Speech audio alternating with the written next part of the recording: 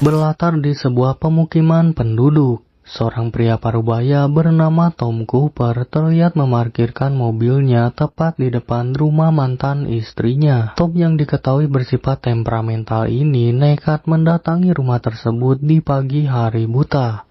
Dikarenakan alasan sang istri yang memilih menceraikan dirinya akibat selingkuh dengan seorang pria tajir. Emosi yang sudah tak terbendung dalam diri Tom membuat dia memutuskan untuk menerobos masuk ke dalam rumah tersebut untuk menghabisi sang istri bersama dengan selingkuhannya menggunakan sebuah palu.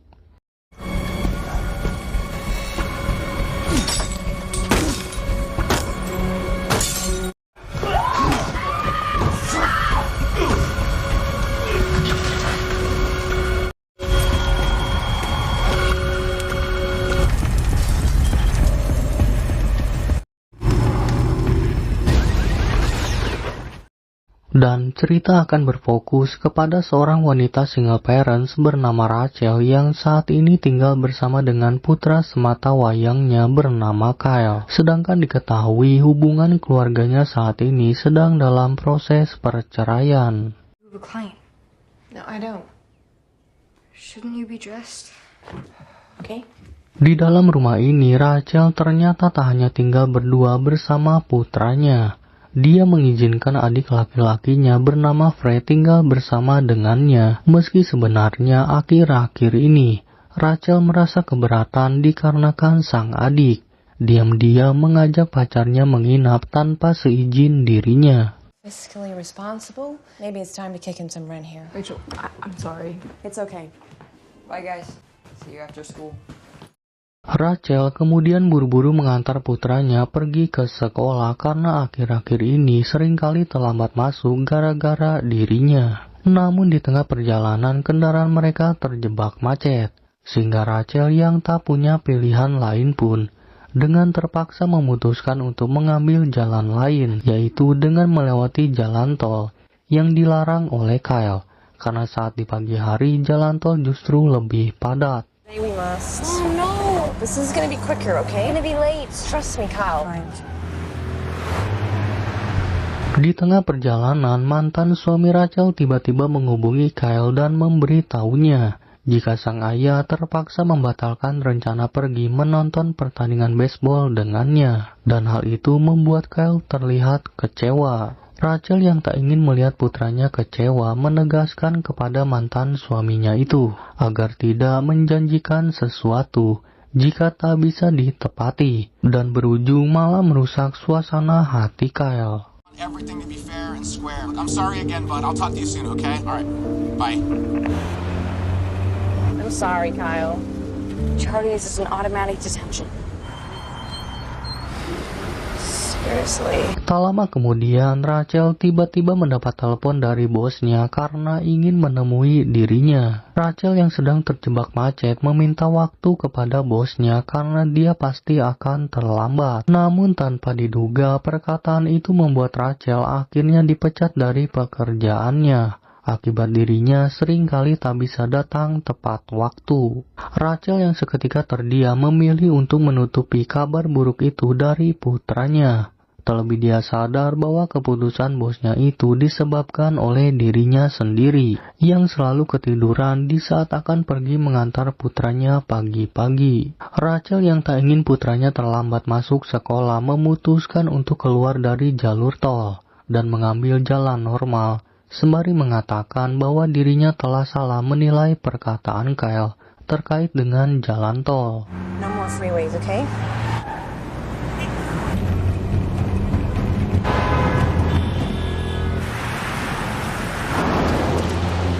Setibanya di lampu merah, Rachel berhenti tepat di belakang mobil pick-up berwarna abu-abu yang sama sekali tak mau melaju meski lampu merah sudah berganti hijau. Dan alhasil Rachel pun membunyikan klakson mobilnya secara berkali-kali hingga sampai membuat dirinya kesal. Rainer, come on. Go! Di saat Rachel kembali terjebak macet, muncullah mobil pick-up tadi dan berhenti tepat di samping mobilnya. Rupanya mobil itu dikendarai oleh Tom yang merupakan sosok pria temperamental di awal film tadi. Kemudian dengan sopan, Tom meminta Kyle menurunkan jendela mobilnya agar dia bisa berbicara soal sopan santun terkait dalam berkendara. Dan Tom pun sempat mengakui kesalahan dirinya karena dia sempat melamun hingga tak sadar bahwa lampu hijau telah menyala. Namun Rachel yang sedang mengalami hal buruk rupanya tak memperdulikan perkataan Tom itu. Dia terlihat enggan meminta maaf balik pada Tom yang berniat baik untuk menyelesaikan masalah ini. Have anything to apologize for, sir? About the fundamental inability to apologize to anyone for anything. I don't even think you really know what a bad day is. We'll find out. You're gonna fucking learn. You hear me, miss? Go. Dan setelah Rachel melanjutkan perjalanan, tanpa diduga Tom tiba-tiba menyalip dan berhenti tepat di depan mobil Rachel, hingga sampai membuatnya terkejut.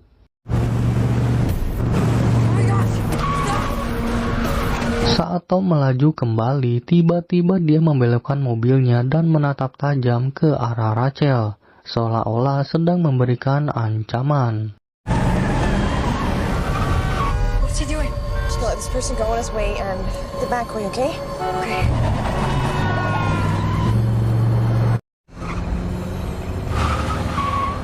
Dan untungnya Tom memilih untuk pergi meninggalkan mereka, sehingga Rachel memutuskan untuk melalui jalur berbeda, agar dia bisa dengan aman mengantarkan putranya ke sekolah.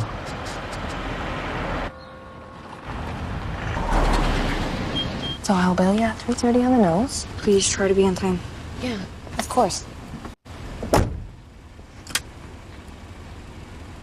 Setelah menurunkan putranya, Rachel menghubungi seorang pengacara yang mengurus perceraian dengan suaminya, di mana Rachel yang sedang mengalami insiden buruk akhirnya memutuskan untuk menemui pengacara tersebut yang merupakan teman dekatnya dan ingin bertemu di sebuah kafe. Namun karena bensin mobilnya tinggal sedikit, Rachel pun mampir di sebuah pengisian bahan bakar untuk mengisi bensin, dan sembari menunggu penuh, dia menyempatkan diri untuk berbelanja di minimarket tempat tersebut.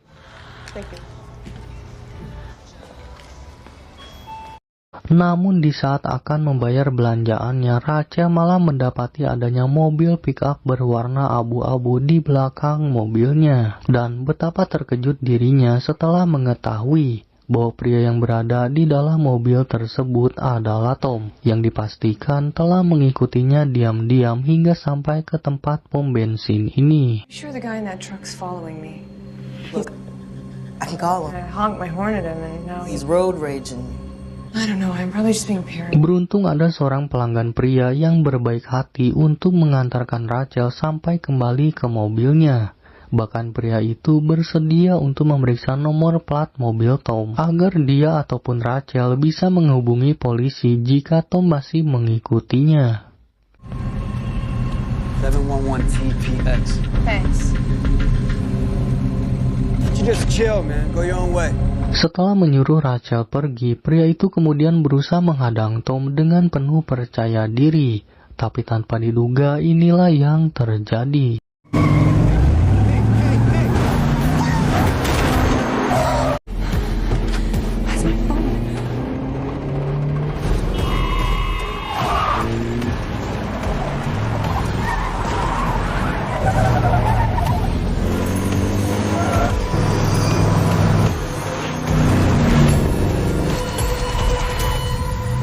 Di saat itulah Rachel yang ketakutan berusaha meminta bantuan kepada seseorang di samping mobilnya.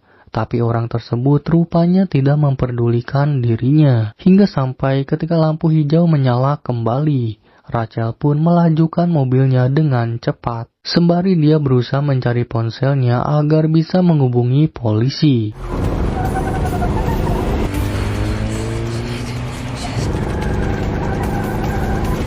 Tapi ternyata ponsel Rachel telah diambil oleh Tom ketika dia meninggalkan mobilnya di pom bensin tadi.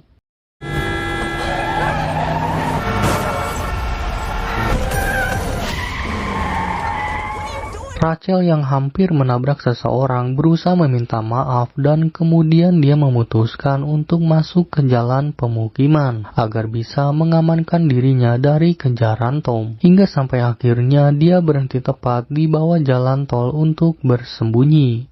Sementara itu di kafe tempat Rachel menemui pengacaranya bernama Andy, terlihat pengacara itu masih sabar menunggu Rachel yang sama sekali tak bisa dihubungi. Tapi tanpa diduga, tiba-tiba Tom masuk ke kafe tersebut, karena sebelumnya dia sempat memeriksa ponsel milik Rachel untuk mengetahui siapa saja orang-orang yang dekat dengan Rachel termasuk Andy. Tom yang bersikap normal tanpa ragu memperkenalkan dirinya kepada Andy dengan berpura-pura sebagai teman lama Rachel dan mengaku jika kedatangan dirinya atas permintaan Rachel untuk menyampaikan permintaan maaf karena terlambat datang ke tempat ini. Mereka berdua pun akhirnya mengobrol panjang lebar terkait masalah perceraian Rachel dengan suaminya.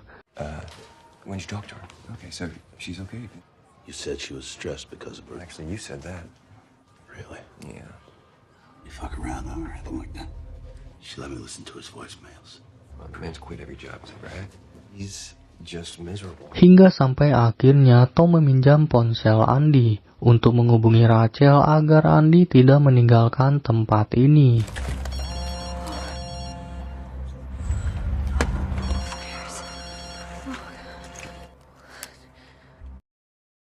You serious? Andy? Andy yang senang bisa menghubungi Rachel mengatakan jika dirinya saat ini sedang bersama seorang pria bernama Tom yang mengaku sebagai teman lama Rachel, bahkan dia sampai menyebutkan ciri-ciri pria tersebut. Hey, listen to me. I don't know Tom Cooper. He's not a friend, okay?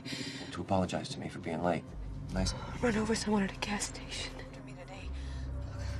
Tom yang saat ini berbicara dengan Rachel mengatakan jika maksud dirinya seperti ini hanya ingin memberi pelajaran kepada Rachel dan dia berharap Rachel meminta maaf dengan tulus. Tapi ternyata permintaan maaf Rachel dianggap tidak tulus. I'm sorry, okay? There See, you're sorry and actually fucking... Andy yang bingung mendengar pembicaraan mereka meminta Tom untuk segera mengembalikan ponselnya karena dia ingin berbicara dengan Rachel, tapi tiba-tiba Just give me my phone. What's happening? sementara semua orang di kafe hanya bisa merekam perbuatan yang dilakukan oleh Tom terhadap Andy, yang membuat pengacara itu berakhir dengan tewas. Who is Andy? She been fucking you, Rachel? She been fucking... He's married. Okay, he doesn't do that, okay? He's a decent guy. Really your best friend slash scumbag divorce lawyer? Very hard to believe. Very hard. What's happening?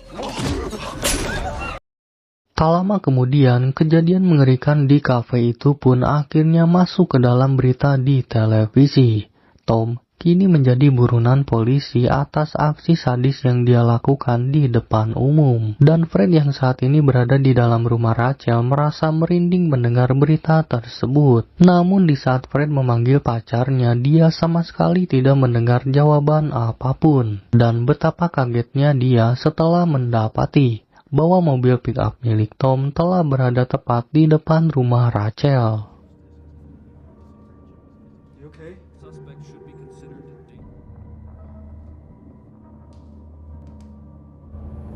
You must be Rachel's brother. Harry. Please don't hurt her anymore, man. And your sister. I don't understand. Rachel has dismissed me, worthy as fuck, to ever walk this planet. And you know what, Fred? So my girlfriend go. I want here to make your sister realize that her words and actions. Sementara itu, Rachel yang panik mengetahui tindakan Tom terhadap Andy memutuskan untuk menjemput putranya di sekolah. Tapi tiba-tiba Tom mengirimkan sebuah foto kepada dirinya, di mana memperlihatkan Fred yang saat ini sedang disandra oleh Tom di rumah Rachel. Melalui sambungan telepon itulah Tom kemudian memberikan waktu selama 3 menit kepada Rachel untuk membawa Kyle menjauh dari sekolahnya. 3 minutes. Fred's dead. Go in. Get your boy. Call me back when you get to the car. See, look. maniac's gonna hurt him even worse if you don't go get my son. I need you to go get my son. Come on. Do you remember? Setelah Rachel berhasil membawa Kyle pergi, dia langsung menghubungi Tom untuk memberitahu bahwa saat ini Kyle telah bersama dirinya. Kemudian Tom memberitahu Rachel bahwa Fred saat ini dalam keadaan terikat, di mana tempat di bawah kursinya terdapat cairan minyak yang mudah terbakar. Mendengar hal itu membuat Rachel merasa bersalah karena kejadian di pagi hari tadi berakhir dengan mimpi buruk yang membuat keselamatan adiknya kini dalam keadaan terancam. Namun untungnya tak lama tiba-tiba polisi muncul dan menodongkan senjata sembari meminta Tom agar segera menyerahkan diri, tapi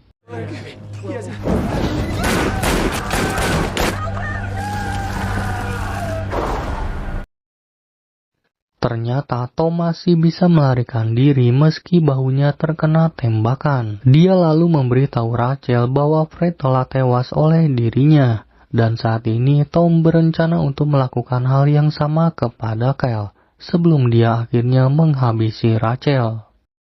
Let's talk about Kyle. You so much as breathe in his direction. No force on this earth will stop me from killing him. You sick fuck.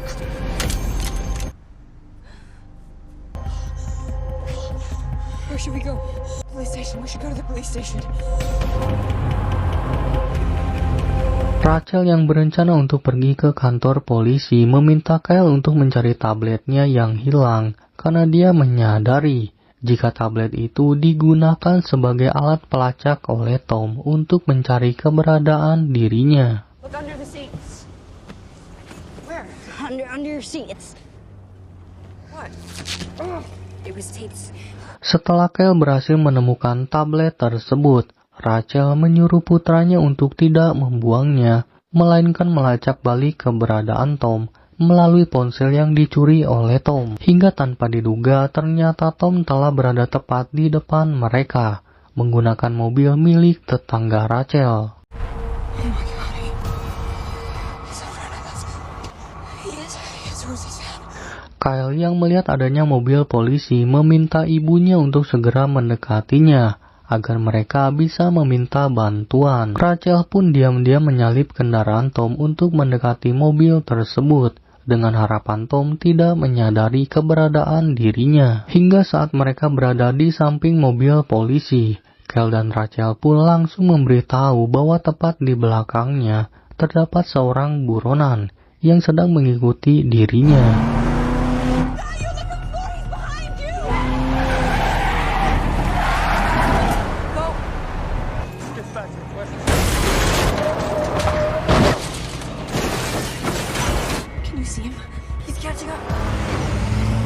Mereka yang sempat menghubungi polisi malah diminta untuk pergi ke tempat aman karena seluruh petugas polisi di sana sedang difokuskan untuk menangani kecelakaan beruntun. Rachel yang tak punya pilihan lain pun memutuskan untuk pergi ke rumah ibunya karena dia memiliki rencana untuk mengulur waktu sampai bantuan datang.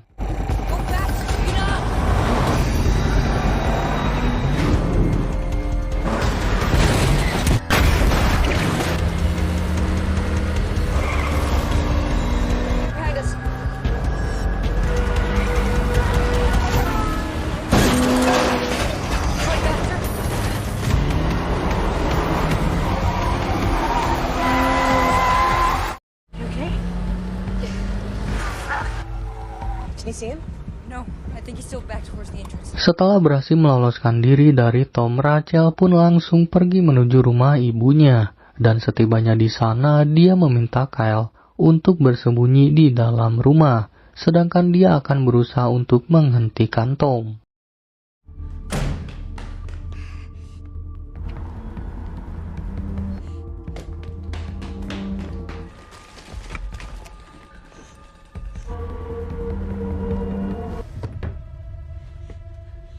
Tak lama kemudian, Tom yang berusaha mencari keberadaan mereka akhirnya berhasil menemukan rumah orang tua Rachel. Tapi, ketika dia berhenti tepat di depan rumah tersebut, tiba-tiba Rachel menabrak mobilnya. Rachel kemudian keluar untuk memastikan kondisi Tom dengan membawa stik golf di tangannya. Tapi ternyata Tom tidak ada di dalam mobil dan seketika menyerang dirinya sampai membuatnya tak sadarkan diri. Tom yang berniat untuk menghabisi Kyle terlebih dulu lantas masuk ke dalam rumah untuk mencari keberadaan Kyle. Dia berpura-pura menjadi petugas polisi untuk memancing Kyle keluar. Dan di saat itulah Rachel berusaha bangkit untuk menemui putranya melalui pintu belakang. Tapi setelah menemui Kyle, tiba-tiba Tom muncul dan menarik dirinya.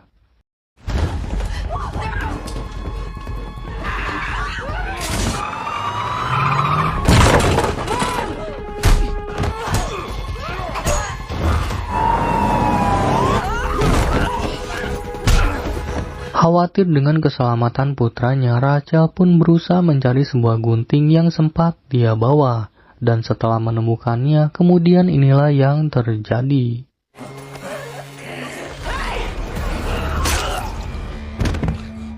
Tom pun akhirnya tewas ditusuk gunting oleh Rachel.